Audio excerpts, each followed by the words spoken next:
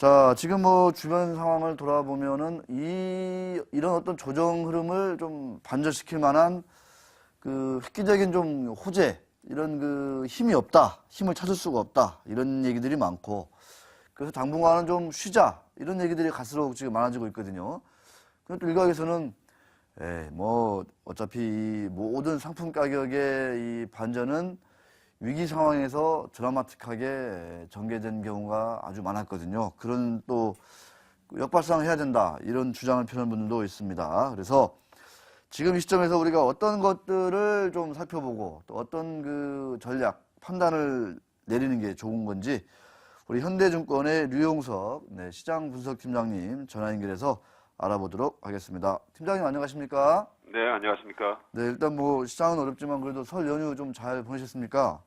네네. 네, 다들 일을 열심히 하셨다고들 얘기를 많이 듣고 있습니다. 자, 먼저 그 뭐 말씀드린 대로 시장이 많이 빠지고 있습니다. 그 해외 직격탄을 맞은 것 같은데 일단 시장 상황 좀 간단히 좀 한번 좀 전해주시죠.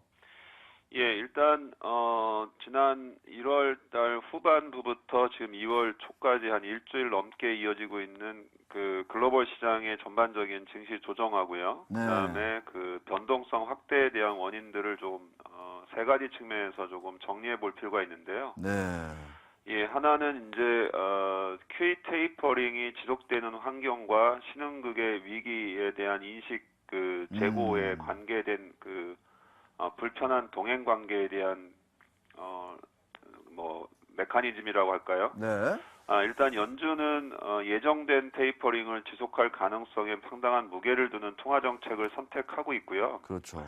반면에 이제 저성장 국면 또는 일부 경상수지나 재정 적자가 누적돼 있는 신흥국 쪽에서는 테이퍼링에 따른 자금의 이탈을 방지하기 위해서 한편으로는 통화 방어를 위한 금리 인상을 선택하고 있는데요. 네. 이런 측면들이 결국은 신흥국의 내수 경기 둔화로 이어지고 특히 중국의 성장 둔화가 겹치면서 오히려 테이퍼링이 이제 신흥국 쪽의 위험을 가중시키는 원인이 된다는 두 가지 불편한 동행 관계에 따라서 사실 신흥국 중심으로 또 이것이 번져서 선진국 쪽으로 리스크를 회피하고자 하는 심리가 굉장히 강화되고 있는 것이 이제 첫 번째 가장 큰 원인이라고 볼 수 있습니다. 네. 두 번째 원인을 볼 수 있으면은 지난해 하반기 이후에 좀 과도하게 높아져 있는 선진국에 대한 기대 심리라고 보여지는데요.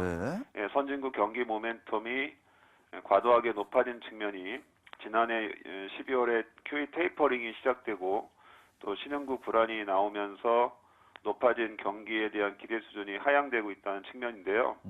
이런 측면을 대표하는 게 중국의 제조업 지수도 하락했지만 또 비제조업 지수도 하락했고 특히 오늘 ISM 제조업 지수가 급락하면서 이제 본격적으로 선진국 경기에 대한 그 눈높이 조절이 시작됐다는 측면도 매크로 측면에서 좀 부정적 영향을 주고 있다 보여집니다. 네. 또 하나 측면은 이제 모든 것이 그렇지만은 이제 위험 자산에 대한 후퇴하고요, 또 안전 자산에 대한 심리 강화 이렇게 표현할 수 있는데요. 대표적으로 변동성 지표인 시카고 선물 거래소에서 거래되는 S&P 이제 옵션 변동성 지수가 한 20을 넘어서서 경계 수준까지 좀 높아졌고요. 네. 오히려 엔화 매도 포지션도 과감하게 청산되면서 엔화 강세가 자체가 이제 안전 자산을 대변하는 그런 그렇죠. 그 지수로 나타나고 있다는 측면들이 이제 안전 자산에 대한 심리 강화로 나타나고 있는데요. 네. 결과적으로 보면 신흥국 위기와 테이퍼링에 대한 불편한 동행이라든가 이머징의 저성장 속에 이제 선진국의 눈높이 조절 그리고 위험 지수의 상승과 자금에 대한 그 안전 자산의 심리 강화 이런 측면들이 복합되어 있기 때문에 이 세 가지 측면의 신호들이 반전되기 전까지 일단 시장에 대한 그 하락 압력 또는 보수적 시각들이 좀 더 연장될 가능성이 높아졌다 이렇게 정리를 할 수 있을 것 같습니다. 네, 아주 깔끔하게 정리를 잘 해주셨습니다. 덧붙여서 아까 잠깐 언급을 하셨는데 미국의 어떤 그 제조업 지표가 지금 상당히 좀 안 좋게 나왔습니다. 이게 이제 뭐야 이거 다들 좀 이렇게 이러다 정말 이게 회복기에 접어든 게 맞는 건지 이런 경기 회복에 대한 어떤 의구심마저도 드는 거 아닌가 이런 생각이 드는데 관련해서는 좀 어느 국면에 있다 이렇게 좀 진단하고 계십니까? 예전에 한번 사례들을 볼 필요가 있는데요. 네. 예전에 지금은 이제 테이퍼링은 QE3가 확대된 거에 대한 속도 조절 이렇게 정의할 수 있는데요. 과거에 QE1이 있었던 때와 QE2가 있었을 때 이후에 중단됐을 때 흔히 일미국의 제조업 지수들이 좀 하락했던 경험들이 있습니다. 역시 QE 환경과 제조업 지수와의 관계성인데요. 이번 역시도 테이퍼링이 시작되면서 제조업의 심리가 조금 눈높이가 조절된 측면도 있고요. 또 하나는 뭐 ISM 회장도 얘기했지만 계절적인 요인도 컸다 이렇게 얘기하고 있는데요. 네. 그보다는 좀 더 본질적인 측면을 본다면은 ISM 제조업 진입에서 신규 주문 지수가 급락을 했습니다. 이 뜻은 지난해 하반기 동안에 이제 낙관적인 그 미국 경기에 대한 높은 개선 심리 자체로 재고가 늘어났고요. 이런 재고가 쌓이는 과정에서 신흥국에 대한 성장 저하가 나오면서 오히려 재고에 대한 부담들이 미국으로서는 신규 주문을 줄이는 변동성으로 나타났다는 측면에서 보면은 미국 경기에 대한 그 자발적인 회생 과정은 이어지겠지만 신흥국의 어떤 그 불편한 그 통화 가치나 뭐 증시 또는 경제에 대한 인식 변화는 아무래도 미국한테도 간접적으로 영향을 줄 수 있다는 증거이기 때문에 아무래도 이제 이런 제조업 지수의 그 하락 자체가 전체적으로 보면 일시적인 현상이 아니라 적어도 신흥국 불안이 남아있는 과정 속에서는 조금 중기화될 가능성이 높다는 측면들이 강해서 네. 아무래도 계절적인 요인의 날씨 탓으로 돌리기에는 어제 미국 증시 하락폭이 컸던 것은 아닌가 이렇게 좀 유추해 보고 있습니다. 네, 그렇습니다. 자, 시장을 누구보다도 이 냉철하게 분석하고 또 전략을 제시하는 것으로 우리 정평이 나 있는 류용석 팀장님이신데, 자, 지금 다들 이제 뭐 각 증권사 연초에 이제 눈높이를 높였다가 뭐 서둘러 화들짝 놀라가지고 뭐 그 목표가를 낮추는 그런 모습도 나타나고 있고요. 또 일각에서는 1900 정도 아래에서는 뭐 저 밸류에이션 같은 걸 해보니까 좀 매력이 있다 이렇게 주장하시는 증권사도 있는 것 같습니다. 우리 류 팀장님께서는 지금 국면에서의 어떤 그 대응 전략을 어떻게 가져가는 게 좋다 이렇게 좀 지금 조언하고 계십니까? 예, 뭐 두 가지 지적하신 것들이 조합이 맞아야 된다고 보고 있는데요. 네. 첫 번째 후자에 해당되는 이제 밸류에이션의 조건은 일단 그 선행하는 그 PBR 지표 기준으로는 1900선이 PBR 1.0배 정도 네. 수준인데요. 이 수준에 대한 신뢰성은 최근에 기업 실적이라든가 이런 대외 여건의 악화로 봐서는 신뢰할 만한 숫자가 되긴 어렵고요. 오히려 과거 수치로 보는 PBR로 본다면은 대략 한 1.05배 정도 수준인 1850 또는 뭐 1.0배에 해당하는 1800 그 선 정도가 아마 가장 적절한 그 지지선으로의 그 가치가 있다고 보여지는데요. 그렇게 네. 보면 지금보다도 지수는 대략 한 40-50포인트 정도 낮춰져야 트레일링 기준으로 아마 의미 있는 저점이 될 것 같은데요. 네. 그 조건하고요. 또 하나의 조건은 앞서 말씀드린 신흥국 불안에 대한 그 통화 가치 안정에 대한 어떤 선행적 조치나 아니면 연준 입장에서의 그 QE 테이퍼링을 방향을 바꿀 수 있는 속도를 조절할 수 있는 조치가 나오는 과정이 좀 두 번째 조건이 될 것 같고요. 그런 측면에서는 이제 다음 주에 있는 11일 날 있는 앨런 연설에 좀 시장이 주목할 가능성이 크다 이렇게 보고 있고요. 시기적으로는. 네.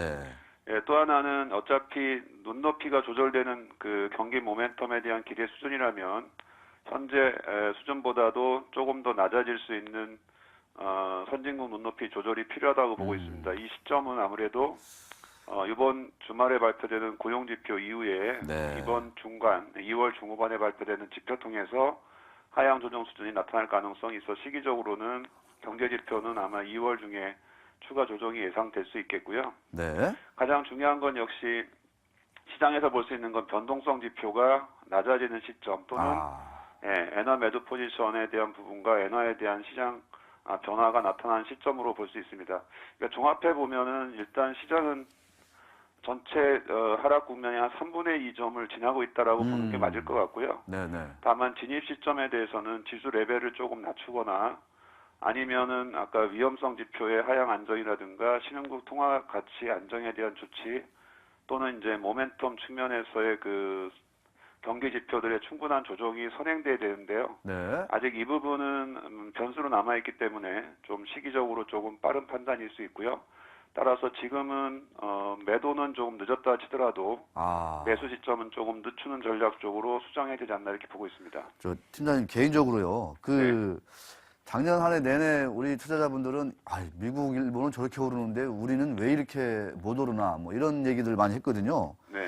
근데 올해 이제 들어서니까 미국은 뭐 사상체육과 많이 경신했으니까 빠진다 치자 이거예요. 근데 우리는 1년 내내 뭐 몇 년간 부진하다가 빠지니까 같이 빠지거든요. 올해는 좀 어떻게 좀 크게 볼 때 어떤 그 뭐 선진국과 우리 증시와의 어떤 그 괴리랄까요? 패턴 어떻게 좀 예상을 좀 하고 있습니까? 예, 뭐 작년 뭐 11월에서 12월 동안에 2014년 전망할 때 가장 큰 그 전제 조건이라고 하면은 이제 선진국 경기 회복이 시차를 두고 이제 국내 수출의 스피로버 그리고 다른 이머징 국가의 이제 수출 호전으로 나타나서 국내 경기가 이제 경기 민감주 업종으로 이제 수출이 늘어나면서 이제 이익 개선도가 나타나는 거고요. 네네.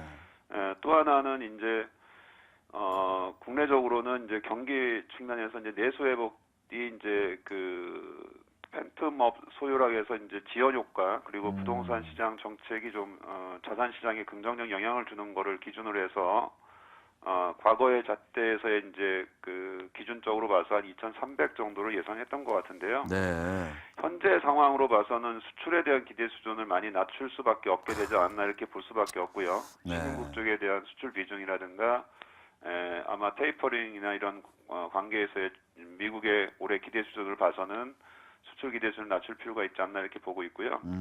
반면에 그런 측면에서 국내 시장에 주목해야 되는 측면은 내수 부양 쪽이 어느 정도로 회복될 수 있고 어느 정도의 강도인가 이게 중요하다고 볼 수 있습니다. 네. 내수라는 게 좀 설비와 소비를 얘기하지만 아무래도 시장 대응에 있어서는 정부가 적극적으로 내수 부양을 할 수밖에 없는 환경으로 상반기 중에 간다고 보면은 정부가 내놓는 정책 변화에 대해서 직접적으로 반응할 수 있는 뭐 업종이라든가 종목 섹터 쪽에 좀 비중을 높이는 그 투자 패턴들이 좀 일반화되지 않을까 이렇게 예상을 하고 있습니다. 네. 현대증권의 류용석 팀장이었습니다. 오늘 말씀 감사드립니다. 한번 조만간 네. 찾아뵙겠습니다. 네, 감사합니다. 네, 점심 맛있게 드시고요. 네, 제가 뭐 따로 설명을 안 드려도 상당히 복잡한 어떤 그 신흥국, 선진국, 그다음에 우리나라 이런 어떤 금융시장, 뭐 주식시장, 환율시장 이런 관계들을 정리해 주셨습니다. 팔기에는 늦었지만 그렇다고서 당장 뭐 매수를 비중 확대를 적극적으로 할 시점도 아닌 것 같다. 옐런 연설 11일이라든가 이번 주말 발표되는 미국 고용지표 이런 걸 보고 엔화라든가 이런 안전자산 선호 현상이 어떻게 되는지 이런 것들을 좀 같이 좀 보면서 한번 좀 대응을 하자 이렇게 좀 말씀을 해 주셨습니다.